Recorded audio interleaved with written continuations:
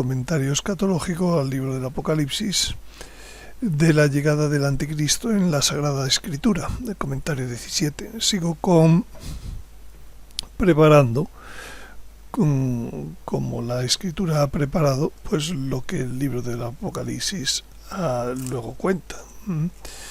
Por tanto, ahora, después de las señales sociales, de las señales naturales, relativas al ambiente social, a los fenómenos naturales, pues a pesar de todo, pues ahora quiero hablar toca hablar de las señales espirituales. La principal de ellas, pues es la aparición del Anticristo. Entonces, nuestro Señor dice que todas esas señales sociales, naturales, pues con ser importantes, pues dice que no os alarméis, porque solo serán el comienzo de los dolores del alumbramiento del día del Señor. El parto en sí requerirá dolores mayores que no son otros que la aparición del Anticristo, el hombre impío,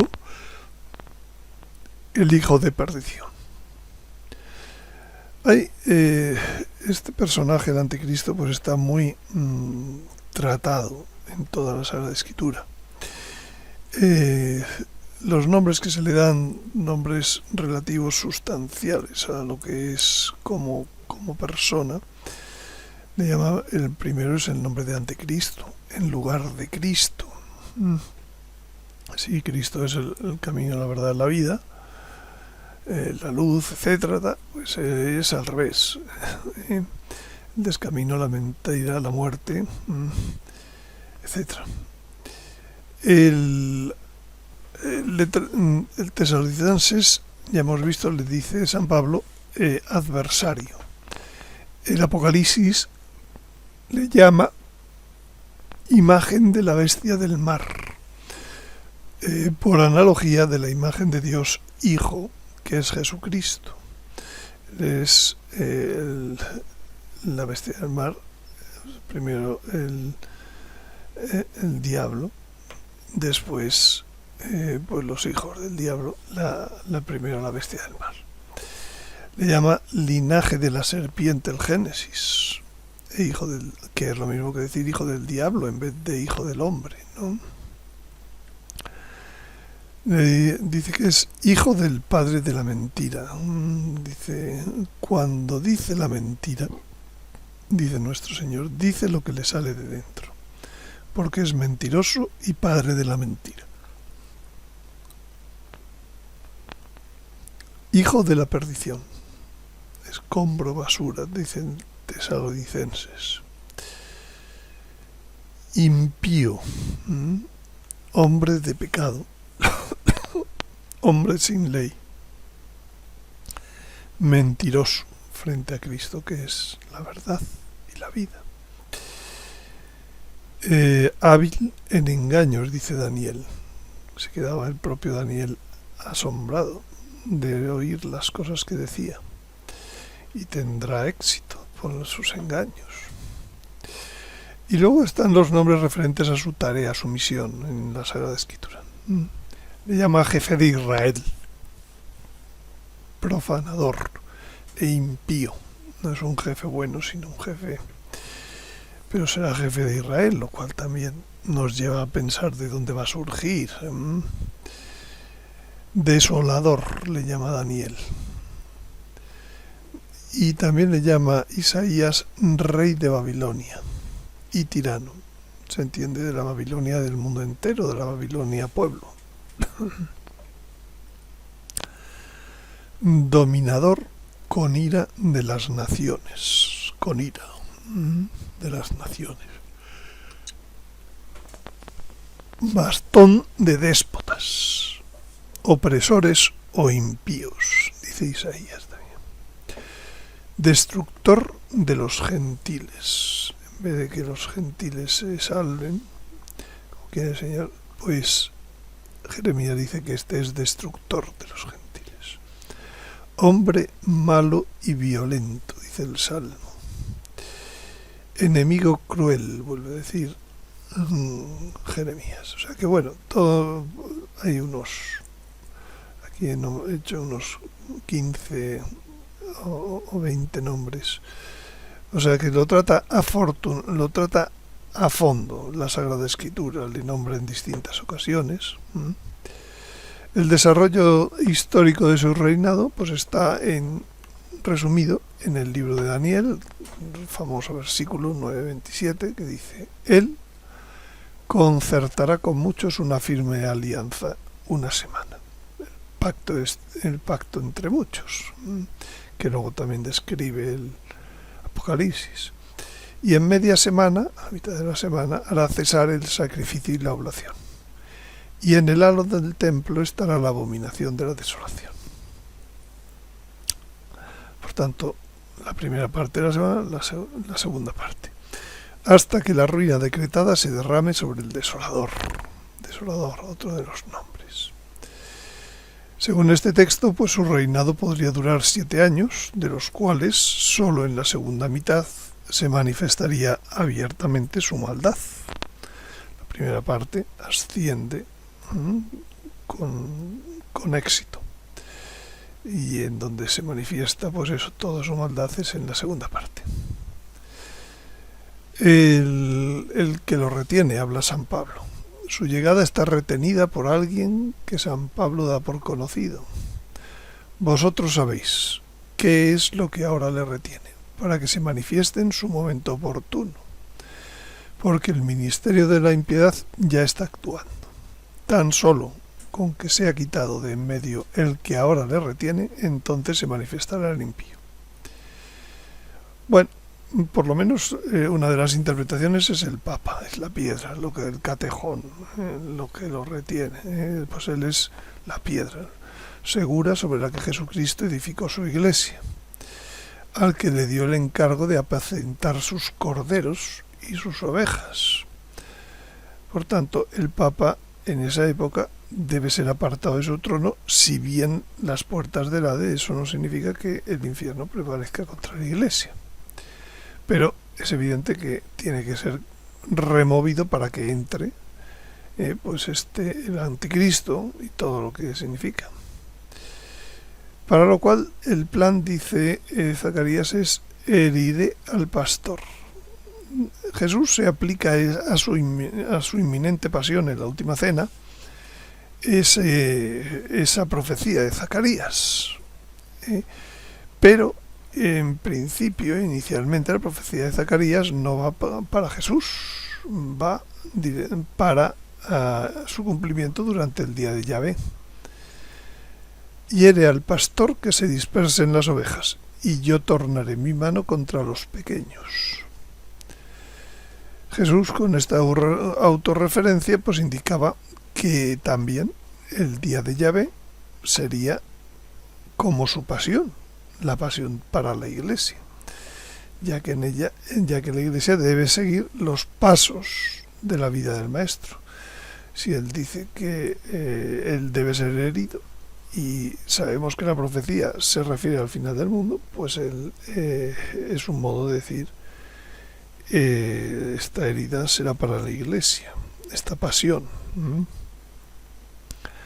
Además, hay una profecía dentro entonces de este texto para el Papa, no solo para el Señor, para el Papa que reine justo antes del Anticristo.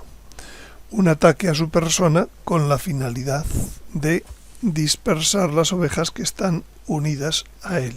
Importante esto, no perder el foco, porque muchas veces, pues sí, el tercer secreto de Fátima no se centra en que la tercera parte en que van a matar al Papa. Entonces nos ponemos que la herida es matar al Papa. Ojo, la herida no es eso. Ahora hablaremos más. La dispersión, cuando se dispersan las ovejas en estas circunstancias, pues es fácil que termine en división, es decir, en cisma.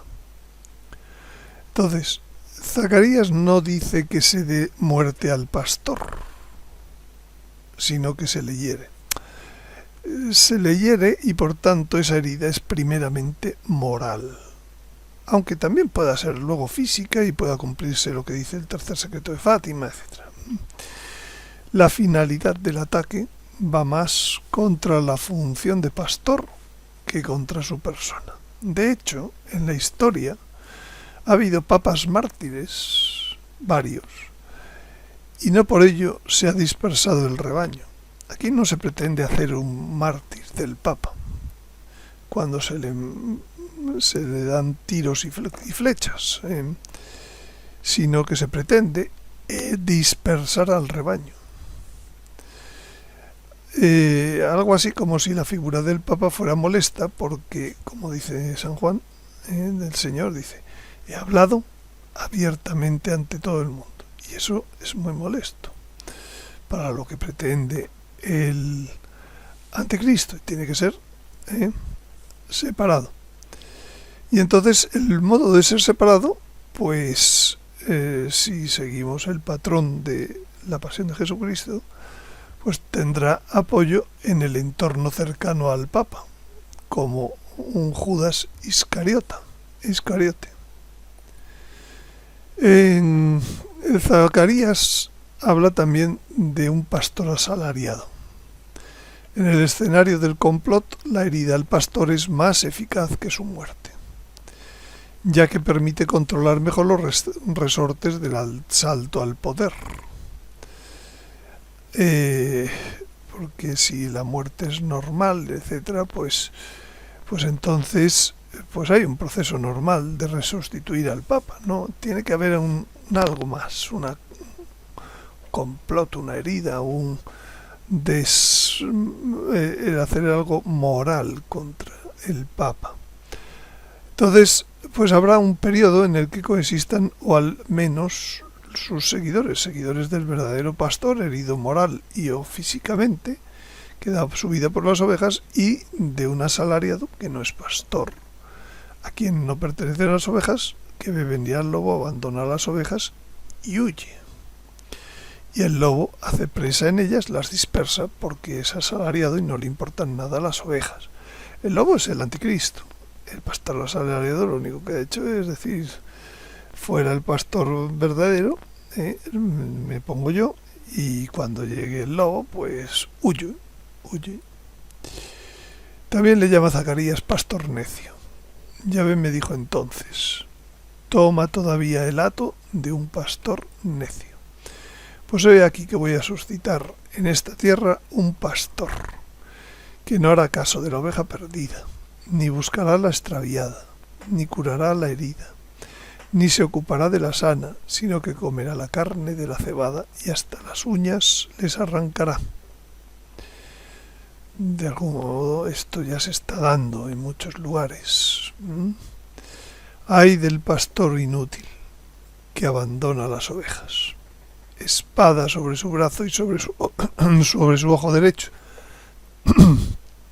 Que su brazo se seque del todo y del todo se oscurezca su ojo. Este pastor asalariado y necio es el que luego el Apocalipsis llama falso profeta. Y ese falso profeta entonces es precursor del anticristo, que por seguir las semejanzas con la vida de Jesucristo, la aparición del anticristo está precedida por un precursor, antítesis de San Juan Bautista, que lo que hace es allanarle el camino. La misión entonces del falso profeta es señalar al anticristo, luego lo dice muy bien el Apocalipsis, con palabras como las que previene Jesús. Si alguno os dice, mirad, el Cristo está aquí o allí, no le creáis. Ya sabemos quién va a decir ese alguno. Va a ser el falso profeta, el pastor asalariado. Así que si os dicen, está en el desierto, no salgáis. Está en los aposentos, no lo creáis. Desde la posición con aureola sagrada, pues se realizarán falsos prodigios apuntando a engañar a los elegidos. Surgirán falsos cristos, falsos profetas, realizarán señales y prodigios, con el propósito de engañar, si fuera posible, a los elegidos. Y lógicamente estas señales y prodigios por lo que buscan es recoger ovejas, que primeramente se dispersan con la conspiración contra el pastor, y ahora pues se meten en el redil del lobo. Bueno, pues todo este conocimiento de la escatología personal permite pues prepararse. Pero la primera preparación es el conocimiento. Partiendo del hecho anunciado de una conjura para herir al pastor, pues es muy conveniente lo que dice Isaías: fortaleced las manos débiles, afianzad las rodillas vacilantes, decid a los de corazón cobarde: ánimo, no temáis. Porque si se prepara con antelación, pues uno estará preparado, pero si no, cuando sucedan los hechos, no habrá tiempo ni serenidad suficiente para reflexionar. Recordemos que la finalidad de herir al pastor y no matarlo es separarlo de sus ovejas. Por tanto, habrá un tiempo ahí en donde se trata de separarlo al pastor de las ovejas. Y esa estrategia, pues sin duda, pues incluirá el ruido necesario para que sus ovejas vean razonable abandonar a ese pastor, cambiar a otro pastor, no seguirle, etc. El ruido orquestado no es la mejor situación para tomar decisiones importantes. Por tanto, este es el momento antes de que llegue ese complot para prepararse. Este es el momento en donde hay que profundizar en la escatología para prepararse interiormente y hacer uno sus propias simulaciones de lo que puede ser, y finalmente puede decir: pues en esas circunstancias yo actuaré así, porque luego cuando pretenda pensarlo, pues va a haber mucho ruido, no va a haber serenidad, no va a haber tiempo para reflexionar como querría. Pues nada más, muchas gracias por su atención y les espero en el siguiente comentario.